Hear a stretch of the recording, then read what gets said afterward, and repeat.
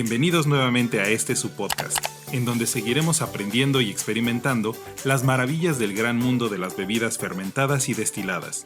En este espacio hablaremos sobre la historia, características, procesos y un sinnúmero de datos curiosos sobre diversos productos. Pero este podcast es de todos nosotros y espero que poco a poco crezca para enriquecernos con toda la complejidad que aporta este magnífico universo, ya que a pesar de que hablaremos en ocasiones sobre bebidas milenarias, este es un mundo que continúa en constante evolución. Es por esa razón que su participación es muy importante para este proyecto, por lo que les agradezco de antemano sus preguntas, comentarios, sugerencias, datos curiosos o alguno que otro reclamo o corrección, ¿por qué no? Ya que todos aquí aprenderemos.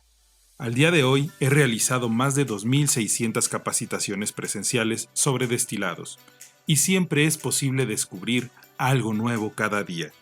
Por lo que no pretendo presentarme ante ustedes como un gran conocedor, sino como un apasionado que disfruta de hablar sobre estos temas y que desea con este proyecto compartir y conocer a más gente que disfrute de esta gran pasión. Así que nuevamente, bienvenidos y comencemos.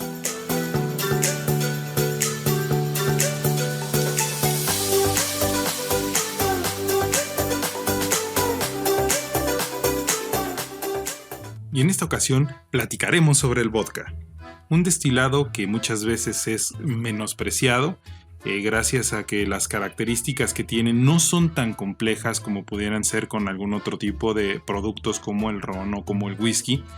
Su neutralidad precisamente nos ofrece características muy interesantes para poder utilizarlo en la coctelería como un lienzo en blanco para poder añadir aromas y sabores a nuestra conveniencia.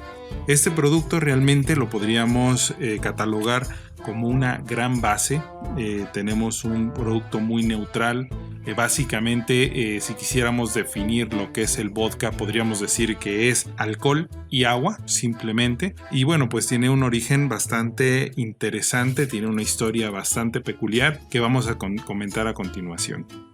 En realidad, cuando hablamos de vodka, inmediatamente nos viene a la mente Rusia, ¿no? Tenemos ahí un debate bastante interesante sobre quiénes fueron los primeros en elaborar este tipo de destilados. Tenemos la controversia entre lo que es Polonia y Rusia, pero lo que sí es verdad es que Polonia tiene los documentos, tiene la documentación más antigua con respecto a la mención de un destilado que podríamos relacionar precisamente con lo que es el vodka. Este data de 1405 y bueno, posteriormente podemos encontrar muchísimos otros datos históricos en donde se hace referencia a este destilado. La palabra vodka literalmente significa agüita. Tenemos la raíz boda, que significa agua, la K, que nos denota un diminutivo, y la A, que nos da el género, al igual que el español, femenino. Algo realmente muy, muy interesante, ¿no? Porque cuando traducimos la palabra vodka, cuando la pasamos a nuestra lengua, normalmente lo tomamos como una palabra masculina, ¿no? Decimos el vodka y no la vodka, ¿no? Pero en Rusia, bueno, pues literalmente la palabra tiene denotación, tiene un género y este es femenino. En su época, la palabra woda, de donde viene precisamente esta palabra, se utilizaba para lo que eran medicamentos y cosméticos. Actualmente en Rusia, por ejemplo, la palabra vodka se utiliza como un genérico. Todo lo que son aguardientes, todo lo que son bebidas espirituosas, así como spirits en Reino Unido quiere decir precisamente destilados. En general, bueno, pues la palabra vodka en Rusia pues nos podría englobar prácticamente toda la categoría de destilados. Debo decir también que este es un destilado que no cuenta con denominación de origen y actualmente se produce prácticamente en todo el mundo y se consume también en todo el mundo. Y bueno, como muchos otros destilados, su origen lo podríamos situar en la Edad Media, en donde se utilizaba como medicamento y era elaborado por los monjes. Ellos pues eran poseedores precisamente de toda la técnica y posteriormente el pueblo, los campesinos, comienzan la producción precisamente de este destilado. A partir, bueno, pues de la materia prima que tenían a la mano, que eran granos, podía ser de papa, podía ser de trigo, de avena, de centeno. Y bueno, pues en el siglo XVIII pues comienza precisamente a hacerse popular la producción por medio de los campesinos, ¿no? Algo que les ayudaba mucho, por ejemplo, a pasar los fríos inviernos, las bajas temperaturas. Se tiene el dato de que el primer acercamiento por parte de los rusos hacia lo que es un alcohol vínico, un alcohol que se utilizaba precisamente para el consumo, venía de los soldados genoveses en 1386. Posteriormente, Iván III de Rusia conoció a través de sus viajes los beneficios y las bondades de este tipo de productos, creando en Rusia el primer monopolio de vino de grano, y en 1533 se registra la primera taberna en Moscú. Posteriormente, su sucesor, Iván IV, llamado Iván el Terrible, nacionaliza las tabernas y el negocio completo de lo que era este destilado, el destilado de grano. Más vodka representaba mayor recaudación de impuestos, pero también mayor alcoholismo dentro de lo que era el país. En realidad, la figura del tabernero no era como lo podríamos imaginar, sino que prácticamente eran empleados del gobierno que se dedicaban a promover el consumo del vodka, muchas veces en exceso, para poder precisamente obtener mucho más recursos. Esto pues fue muy conveniente también para Iván porque bueno, pues al estar el pueblo entretenido y bueno, pues completamente ebrio, podía lograr sus fines de una manera mucho más sencilla. Muy a pesar de esto, el alcohol que se generaba en ese entonces pues todavía no era de muy buena calidad. No podían, mantenía ahora sí que al pueblo entretenido, pero no era algo que bueno, pues la alta sociedad pudiera considerar, ¿no?, como algo bueno, algo propio. Y fue hasta la llegada de Catalina II de Rusia, llamada Catalina la Grande, en 1762, que se mejora precisamente la producción de ese destilado. Se introduce lo que es el filtrado, logrando un producto de mucho mejor calidad, ese producto cristalino, ese producto, pues podríamos decir, digno para el consumo de la alta sociedad. Claro que con esto, pues también viene el gravamen de un nuevo impuesto. Y para los años del 1800, este producto se convierte en algo muy popular en Inglaterra y en el norte de Europa. Posteriormente, Dmitri Mendeleev, el creador de la tabla periódica, crearía la relación exacta entre lo que era el alcohol y el agua que debía estar presente dentro de lo que era el vodka. En 1894 esto se patenta como el moscovita especial.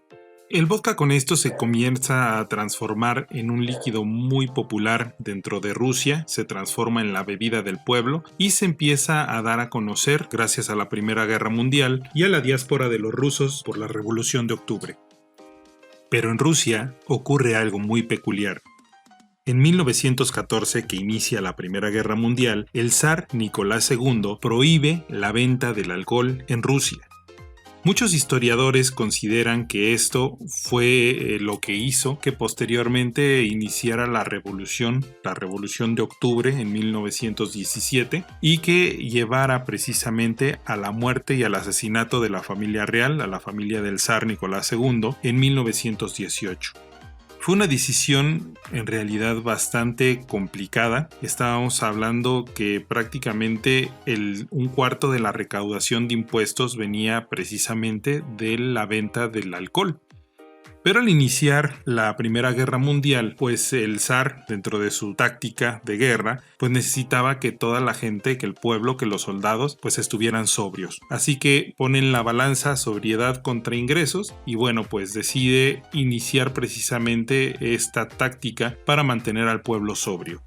Esto también algunos historiadores consideran que fue lo que hizo que abrieran los ojos precisamente el pueblo y se levantaran en armas. No la falta de alcohol, sino precisamente que de 1914 a 1917 pues teníamos un pueblo que se daba cuenta ya de toda la opresión que sufría y decidieron finalmente levantarse en armas en 1917. Además, como muchas otras leyes en Rusia de la época, estas leyes solamente aplicaban para el pueblo. La alta sociedad pues podía seguir consumiendo lo que era el alcohol. La prohibición solamente se daba en algunos lugares en donde se juntaba la clase baja, la clase media, y en los restaurantes de alta sociedad pues se veía que podían seguir consumiendo el alcohol, pero bueno, pues era impagable para una persona de recursos normales.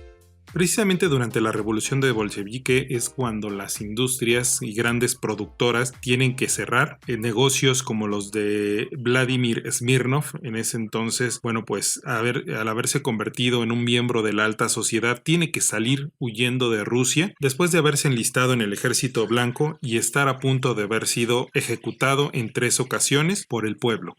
Esta prohibición duró hasta 1925, cuando Stalin quita precisamente esta prohibición.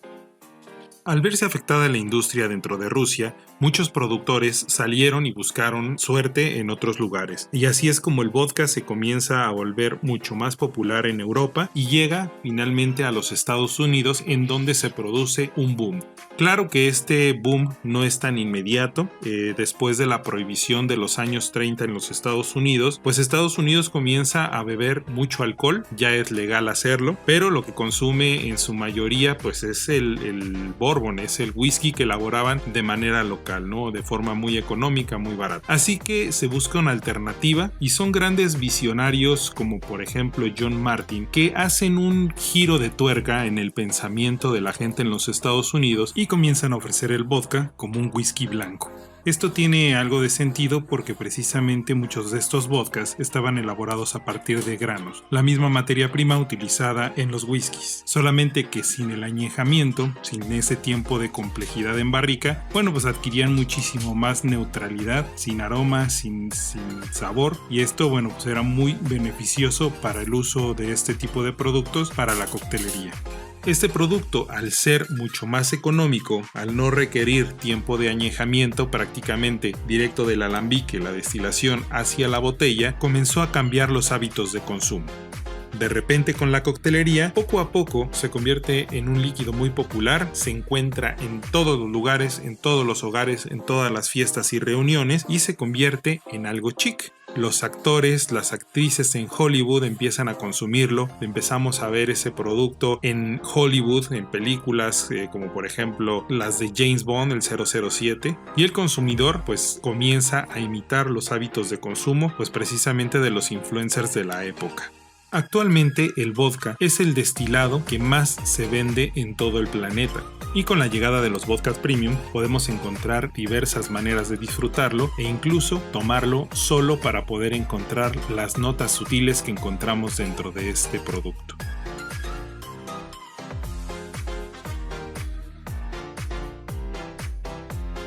¿Y entonces qué es el vodka?